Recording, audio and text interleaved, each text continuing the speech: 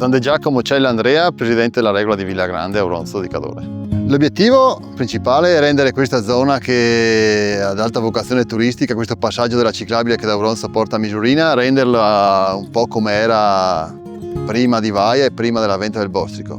Era un fiore all'occhiello perché c'erano piante ad alto fusto di abete rosso che creavano una zona d'ombra in una zona pianeggiante, anche adatta a tutte le famiglie e ai turisti.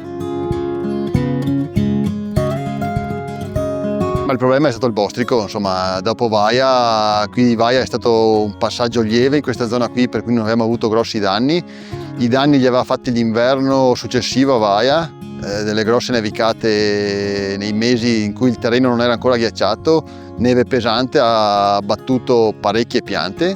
Da lì si è scatenato il Bostrico, per cui qui sono state asportate credo tra le 4 e le 5.000 piante, solo in questa zona qui, in questa piana.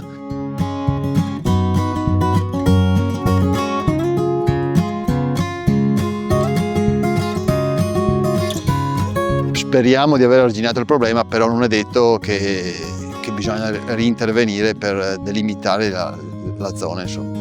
PSL Veneto ci ha reso possibile l'acquisto e la messa a dimora di piantine diverse dall'abete rosso, insomma, con un progetto di piantumazione seguito dal nostro dottore forestale, e si prevede che in una quindicina d'anni possano crescere, svilupparsi e rendere anche una zona d'ombra dove la gente può passeggiare in bici, insomma, o quantomeno a piedi, e può restare all'ombra. Questa era la zona, forse il più bel passaggio della ciclabile che c'era, e vorremmo che ritornasse non com'era, ma insomma in ottime condizioni.